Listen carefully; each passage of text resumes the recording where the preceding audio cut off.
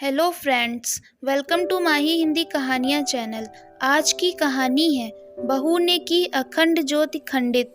और कहानियों के लिए हमारे चैनल को सब्सक्राइब करें। धन्यवाद। बहू, इतने धीमे धीमे तैयारी करोगी तो कैसे काम चलेगा। नवरात्र आ रहे हैं, बहुत सारी तैयारियां करनी है। सुधा ने अपनी बहू कविता से कहा। कविता और उसकी सास दोनों सहेलियों की तरह घर में रहती थी। दोनों ही माता रानी की बहुत बड़ी भक्त हैं।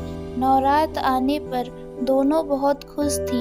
2 दिन बाद नवरात्रि आ गए। घर में चारों तरफ खुशी का माहौल था। सुधा और कविता नवरात्र के सारे व्रत रहती और उनके घर बरसों पुराना रिवाज था अखंड ज्योति जलाने का। नवरात्र के समय अखंड ज्योति का खास ख्याल रखा जाता था। जब सुधा बहू थी तो वह पूरी रात जाग कर ज्योति का ध्यान रखती थी और अब सारी जिम्मेदारी कविता के कंधों पर थी। घर में सब कुछ कविता को ही देखना पड़ता था। हालांकि इससे पहले भी कविता ने अखंड ज्योति का ध्यान रखा हुआ था। अब नवरात्रों में कविता रोज जगती और अखंड ज्योति का पूरा ख्याल रखती। 2-3 नवरात्र बीतने के बाद एक दिन कविता अपनी सास से ऐसे यूं ही पूछती, माँ जी, आपके यहाँ कितने सालों से अखंड ज्योति जलाने का रिवाज चलता आ रहा है।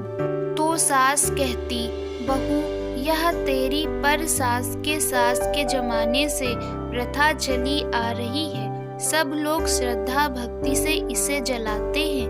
कहते हैं नवरात्रों में पूरे 9 दिन अगर अखंड ज्योति जलती है तो घर में सुख शांति व समृद्धि बनी रहती है। और कहते हैं इन 9 दिनों में माता रानी से जो भी प्रार्थना करो पूरी होती है। इतने में ही कविता बोली, माँ जी, अगर किसी से गलती से अखंड ज्योति खंडित हो जाए तो क्या होगा। सास कहती, बहुत बड़ा अपशगुन होगा, पाप लगता है। कहते हैं फिर माता रानी बहुत क्रोधित हो जाती हैं।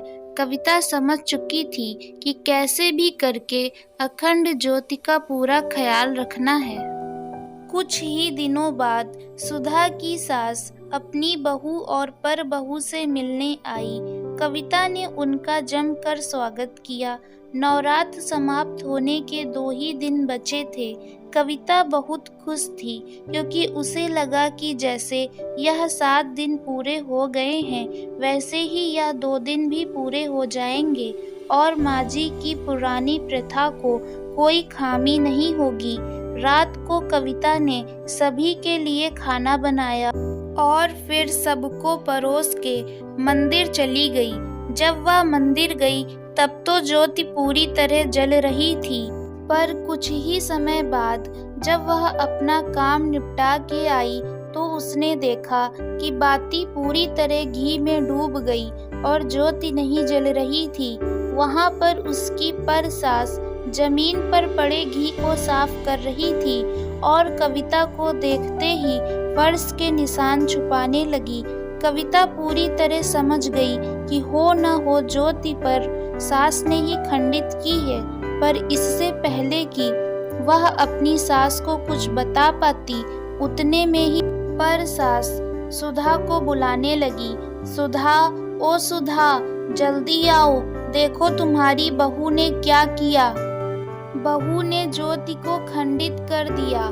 सुधा ज्योति को देखकर हैरान रह जाती और कविता के पास जाकर कहती, मुझे तुमसे यह उम्मीद नहीं थी कविता बहू। कविता कुछ बोलती कि इससे पहले सास वहां से नाराज होकर चली गई। सास के जाने के बाद कविता पर सासू माँ से कहती, माँ जी, आप मुझसे उम्र में बहुत बड़ी हैं, इसलिए मैं आपसे शराफत से पूछ रही हूँ कि आपने मुझ पर इतना बड़ा झूठा इल्जाम क्यों लगाया और मुझे मेरी प्यारी सासू माँ के नज़रों में क्यों गिराया। यह बात आप भी जानती हैं और मैं भी कि ज्योति खंडित आपने की है, तो फिर आपने सासू माँ के आगे झूठ क्यों बोला। पर सासू जी कहती, मैंने जब कुछ किया ही नहीं तो फिर मैं अपनी गलती क्यों मानूं। कविता कहती, माँ जी, उम्र का लिहाज करिए, आप इस उम्र में भी झूठ बोल रही हैं, आपको शर्म आनी चाहिए। पर सासू जी ने अपनी गलती नहीं मानी और वह अगले दिन अपने घर चली गईं। बहुत दिन बीत गए। बरसों पुरानी चली आ रही प्रथा जो आज नई पीढ़ी की बहू ने खंडित कर दी, यह सोचकर सुधा ने कविता से काफी दिन बात नहीं की। कविता अपनी बेगुनाही साबित करना चाहती थी, पर वह चाहकर भी कुछ नहीं कर सकती थी। कुछ महीनों बाद सुनने को मिला कि सुधा की सास की बहुत ज्यादा तबीयत खराब हो गई।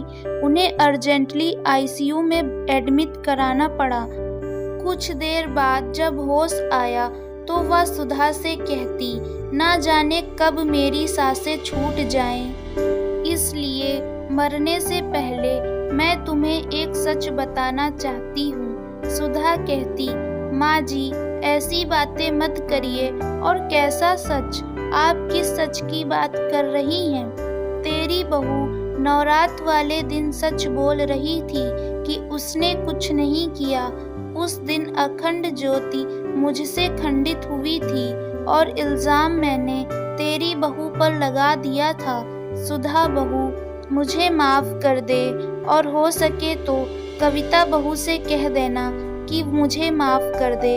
इतने में ही वहाँ कविता आ जाती और कहती, सासू माँ जी, आपको माफी मांगने की कोई जरूरत नहीं है। जो होना था वह तो हो गया ना।